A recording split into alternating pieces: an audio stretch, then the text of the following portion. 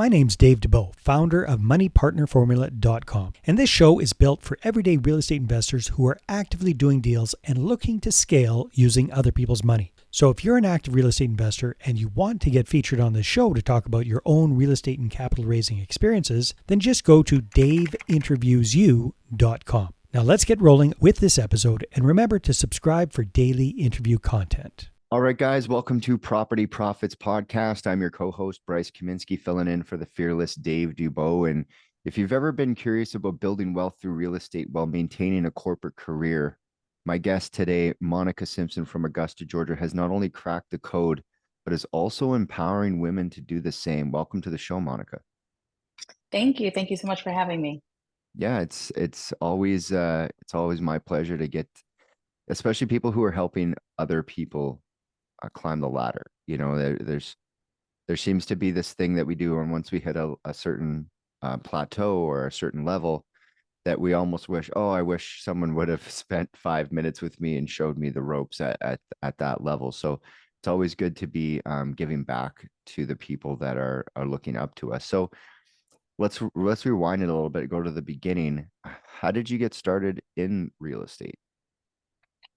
So I initially got started, I don't want to say by mistake. I mean, obviously I bought a house on purpose, but I initially got started really with no education, trying to find my mom a house. My mom was approaching retirement age and she lived in Florida at the time, and my husband and I had already relocated to Georgia. And so we said, okay, well, let's pull some money together and we'll get you a small little house not too far from us so you can live there and, you know, we'll be near each other. So we each saved about $7,500, just a little over 7,000, almost $8,000 a piece. And we bought a small 3-bedroom house for her, 1,200 square feet, not too far from where we live, for just under $80,000, and thought, like, this is great. You can live there. The mortgage was like $500. Wonderful. Well, once she retired and moved into it, she lived there for about 3 months and said, I do not want to live alone. I don't like it. And so she moved in with us, which was great. And let's be honest, Social Security doesn't exactly pay all the bills. Mm-hmm. And so she was like, this is too much for me, even 500 with all the utilities and whatnot. I just can't swing it. And she really didn't like to live alone. So she moved in with my family and we ended up renting out that house. Mm-hmm. So hence we became landlords, and that was sort of our introduction, which we just didn't know really didn't know anything, to be honest. Mm-hmm. So we rented it out to a young lady for a couple of years, and then she left and we ended up renting it out to family for the next 4 years. And that's just kind of how it went. Low cash flow because we were, renting to family, which is great that you're blessed to do that, Mm-hmm. but not really seeing it as a business. And then about a year and a half, 2 years ago, I found a real estate investor meetup and went there and really learned about cash out refi and all of those things. And so that was really my introduction into real estate investing. So I kind of stumbled in about 7 years ago, not knowing anything. And then really in the last 2 years have just truly exploded as far as knowledge and jumping into the game. Yeah, because there's like a catalyst. So are you still maintaining you're still maintaining the corporate career? I am. I've been with the company I work for over 20 years. And so not quite at the point of, hey, I don't need this job anymore and I'm ready to kind of go on my own and do it full time. But I'm getting there. And that is certainly one of the goals in life, right? Is to have more time and, not be working and stuck at a desk and away from my family 10 hours a day or even more for some folks. So that's certainly the end game. In that respect, but I'm still working full time. I, am looking at houses when we have walkthroughs. One of the great things about the Augusta area is that a lot of our wholesalers are awesome, and they have walkthroughs usually around lunchtime. So I can run out during my lunch hour, go on the weekends. I'm always looking for properties. Drives my husband crazy, but I'm always looking for properties. Walkthroughs at lunchtime. Tell me more about that, because it's the first time I'm hearing that. Is there a lot of wholesaling going on I know Georgia has quite a bit, Atlanta being one of the major hubs, but Why do you think there's so much wholesaling going on? What's going on the ground there? So I think certainly the market has shifted a bit, and the interest rates are a little high. So we're Mhm. seeing more homes that are sitting on the market. I'm also a licensed realtor, and we could talk a bit about that a little bit later. But we're seeing houses sit on the market for a little bit longer, where they were, average days to close was like 35, 40 days Yeah. a couple years ago. Now it's 90 days, 120 days. And so folks are trying to sell a little quicker. Um, and then we have a lot of older homes. This is an old, part of it is an older city. And so we have a lot of older homes that probably need a little bit more work than your typical first time home buyer is going to jump into. And Hmm. so appealing to investors is a lot, you know, more marketable, I guess. I'm trying to use a good word, right? More Hmm. marketable for those homes.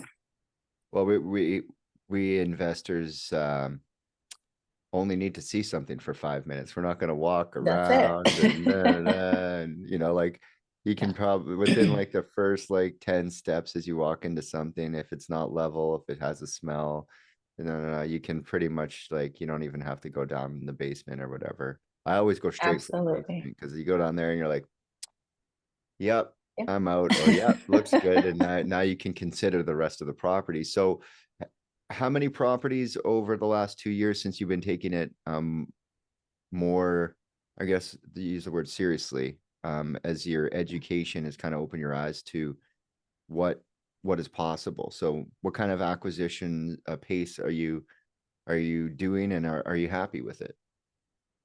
Um, I would always like to go a little faster because that's just Mm, the nature of me. Right in the last few years, I've acquired 7 properties. I still have the original property that I bought back mhm. in, I think it was like 2016 when I purchased it originally. So I still have that house, which is great. It's a great rental and it's cash flowing beautifully. And I've acquired, several more since then. So I'm going to say almost 8 doors because I'm renovating this last one now.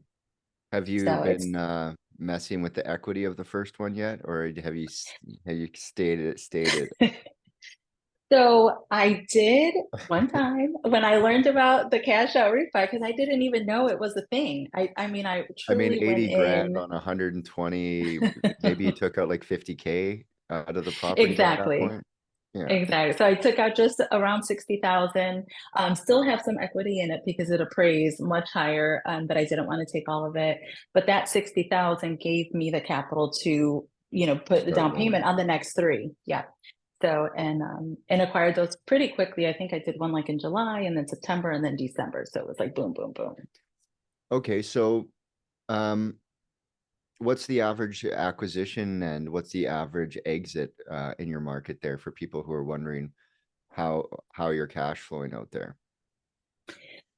I think it really depends on the investors because some are a little more risk averse, right? And some are a Mhm. little more, like, hey, let's go wild. On my homes, typically my average purchase price is around 80,000 Mhm. and about 25, 30,000 to rehab them. But then they generally will appraise for about 150, 160. Yeah, I So was gonna I'm say, so trying you're to buying stick. them like 40, 60 cents on the dollar, 10, 15 cents on renovations, and then you're getting like a typically like 150 over 70, so you're buying in the 50-cent range. Yeah, that's standard issue, and you're getting.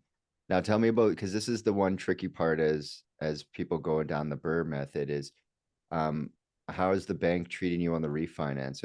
Are they giving you 75 cents, 85 cents, 80 cents on the dollar? Like where are they refinancing down to? So I'm learning all about it, right? So I worked initially when I did the first refi. Again, I really didn't know much. I had just learned like, oh, I could cash refi. And I went through like a big bank. And so, they did I want to say it was 70%. But again, I didn't take all the equity, so that was fine. On the last couple of them, I did it again through a bank, but they did 85% of my costs because I hadn't let it season for the whole year. Mm-hmm. So since it had only been 4 or 5 months at the time when I refied, they said, well, we can do 85% of your costs. So that still was okay because I was still able to get, nearly all of my money back. And then they cash flow better as well because you're not Yeah, and get the pulling all the capital value back out. in hand and deploy another one. So you've been financing yourself so far, as you roll properties, or have you started to bring in partners? So I've been working on these by myself, but I'm actually using a private lender. So I've put in the 20% down, and for this particular lender, they do the other 80%, and then they also finance the rehab, which has been great. So this is an institutional private lender. It's Y- not I'm, like I'm your learning friend. all It's of not the a friend or lingo. family, right? No, so this is simple money loans. So they're a local lender here in the Augusta area. And so they have been gracious and generous Hmm. to finance these deals for me on a short-term basis. And then Yeah. I can refinance them with a bank or whomever, DSCR loan. Because yeah, that's one thing that I think we should make aware for people who are trying to do the strategy. Like there's always these things that come up about raising capital, which is important. It's very important to raise capital because you will run out of 20% if you stretch your things. The refi doesn't come in, and now you're log jammed. But a lot of the money that you need, especially in markets such as that or hot markets like that, a lot of the money that you need, you can usually, I like to call it buying the rest of the money. So how much money do you need to buy the rest of the money to get this thing turned around so that the bank will then consider the property? So, people start thinking, oh, I can't afford that. But, take a look under the hood and you probably can. So, um, you said you wanted to go a little faster than you're going right now. It's probably going to mean capital investment from outside of your source because they're going to keep parking money, right? You're parking a little bit more and a little bit more, and the roll eventually, or maybe you get a great refi or a great deal and you're cashed back up. So have you started investigating raising private capital? Have you attempted raising private capital yet in your career? I haven't yet. So I've been, doing my little tried and true formula, what works for me and what's worked for me for the last several deals. But that is something that, moving forward as I start to snowball, I'm hoping to get into some of the other ways to finance these deals.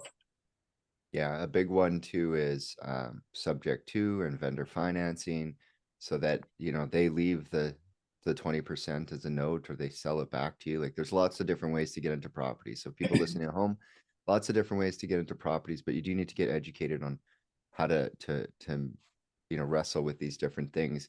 Much like you said you spent 7 years before you hit a education seminar that really opened your eyes. So it can, you can imagine that if you started 7 years ago and you got that education awakening at the beginning, what was a house worth in 20, what did you say, it was 2016, right?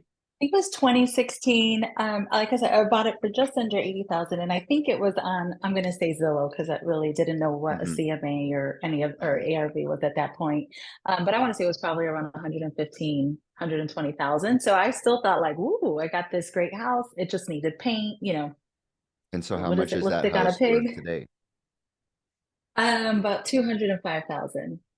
Right, So so it's the best time to yeah. buy property is 10 years ago and the second best time is today. So let's get into how we're giving back. So you're running a women's real estate empowerment Zoom, I guess. We didn't really get into it too much Yes. before the show, but fill us in and speak to the people.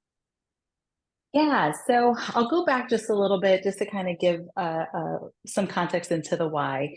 So I'm only child, single mom who, like most of our moms, worked my whole life, worked since she was 14 and retired at 64. And that's what got us to buy the initial house was, hey, you're retiring. Let's get a house that's closer to us. I don't want you a whole state away and all of that. Yeah. Fast forward a few years ago, my job changed. 2019, the job changed. still with the same company, but just took a completely different role that I didn't volunteer for, if you know what I mean. And so it was like, well, we're just going to move you here, poof. And so I thought, you know what, if they can just move me, I can be gone. I mean, really, I need a backup plan. I need to know what's next in my future. And then COVID hit like 3, 4 months later. And then a month after that, my mom was diagnosed with cancer. Mm. So we just had like a 6 month, oh my gosh, my whole world just kind of went 180 in a different direction. And all thinking about what am I going to do if something happens with my job, I decided, well, let me go get my real estate license, right? Like market is good. I need a fallback plan in case anything happens. And so I went and got licensed. And during that time, my mom was also going through rehab and all of this. And so, long story short, sadly, she passed away in October of that year of 2020. And she left us a small policy and all of that, which was great. That helped fuel the next house as well. But I just thought that's crazy that in this country, my mom worked 50 years, retired at 64, passed at 68, and lived with us because she wanted to, but also because financially she had to. I mean, honestly, $1,200 a month in Social Security. I don't know what house you're going to rent for less than $1,200 a month with your utilities and food and all of those things. And so, learning about real estate, finding RIA, finding my local RIA, getting involved with those and learning like, wait, I could buy a property, $7,500 that I saved up. I mean, I know you can do it with no money. We got that, but it's much easier when you have a little bit, right? So Mm. you can save up a little bit of cash that's not an impossible, unsurmountable amount and buy something that is going to end up funding something else really for the rest of your life. So was able to get that, obviously turned it into 8 homes now, and I'm cash flowing 3 times what my mom was getting after 50 years of work, which is just mind-boggling to me. And so I just thought more women, more people in general. So not that anything against men, right? I want everyone to really be able to Well, live we're these. already doing real estate. We're good. Yes, It's the women that yes, right. um Yeah, can participate at a absolutely. higher a scale. A higher scale can have financial freedom, can have financial independence, and it's not impossible. I think that's the thing that I want every woman, every person to know is that this is very possible. It's very doable. You know, you can penny pinch and save some money, and it doesn't even have to be 7,500. You know, can you save 2,000 and then get a couple friends to save 2,000 too, and get some money together? So there are different ways you could do sub-2 deals, like you said, and there's other creative ways to finance deals. But probably the easiest, I think, is to house hack is a great one that I would Mhm. recommend. I've done that one too. But really, this is an opportunity that we should all have. Everyone should have a home. Everyone should have some financial freedom and not feel like I mean, I was born in the 70s. Like I have to work till I'm 70, according to Uncle Sam. I Mhm. refuse. I refuse to work Yeah. until I'm 70 to then hopefully have enough that I can, have a roof over my head and food on the table. So I want every woman to feel empowered, financially able to live on their own and live a life that they want to live, not a life that they have to out of sheer financial necessity. And so how are you executing that mission? So I am doing that through education, really, starting with the Zoom meeting. So I said I'm part of our local RIA and found that a lot of our meetups, which are fantastic, and we get so much education and learn so much through the networking. Everyone's always happy to help and give good information. But a lot of our meetups are during the day. Right. And Mhm. so if you're a working mom or working professional, meeting during the day and even in the morning is tough because you're trying to get the kiddos off to school. So I said, well, some of the ladies, I messaged them and just said, how would you guys feel about meeting like one night a week via Zoom? I don't care if you're in your house clothes, if you're cooking dinner, if the kids are running around, we'll just do that. And they said yes. And so we started at 6 p.m. on Tuesdays and then said, well, let's move it to 7 p.m. because I'm still just getting home and settling in. And so we meet Tuesday nights, 7 p.m. And we have about 30 ladies in the group right now, but it's only been a Oh, good couple of for you. months and we're steady growing. and also have a Facebook page and a WhatsApp so folks can connect different ways. And then all of our wonderful members have friends and they're inviting friends. And we also have professionals in the area who are very willing to get on and be flexible with us and teach. So we've had a home inspector come on, do it right home inspections. We've had lenders. So I told you Simple Money Loans is the one that I use. And so Kendall from Simple Money Loans came on and talked to us about financing and funding deals. We're going to have a couple other speakers in December. We're going to have one of our attorneys in the area that's going to talk about creating your LLC and how to structure your business. So we have a great community of investors and investor supporters that are willing to come on and educate as well. So it's been great. I'm hoping that it just continues to grow and we can reach as many women as we can to say, hey, this is possible. We're going to help you. We're going to give you the tools. We're going to teach you and really get you to where you want to be. Yeah. Could it next step national, and then you can be the national club. So yes, I hope so. Yeah, why not? I mean, it's Zoom. You could be an international club. It doesn't matter. We can be wherever we are, right?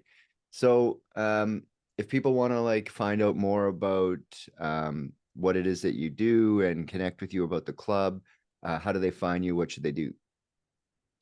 So you can find me a couple of ways. I'm on Instagram at Moni La Peach. So it's MONI_LA Peach. And then also you can go to my website, which is dreambuiltlife.com.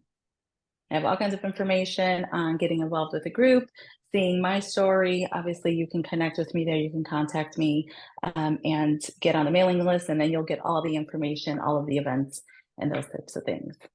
Awesome. Awesome. Well, you know, time flies when you're having fun, and I really appreciate you being on the episode. And if you are in that category, or, you know, do they have to be from Georgia to join the club?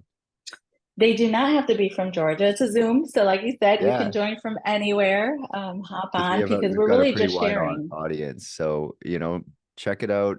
There'll be links in the description and things like that to easily find it. And I really appreciate your time, Monica. Yes, thank you so much for having me. I appreciate it. All right, guys, and we'll catch you on the next episode. Hey there, I really hope you enjoyed that episode. And as always, if you want to listen to more daily interview content, make sure you subscribe. And if you're an active real estate investor and you're doing deals and you'd like to get featured on this show, then just head over to daveinterviewyou.com. Now at moneypartnerformula.com, we help real estate investors to create a process for predictably getting capital so they can do more deals without relying on hard money lenders or the banks. We do this by building them a private capital marketing system. Now, if you want help turning yourself into a big money capital attraction machine, then book a call with our team to see how we can help. Just visit moneypartnerformula.com to find out more.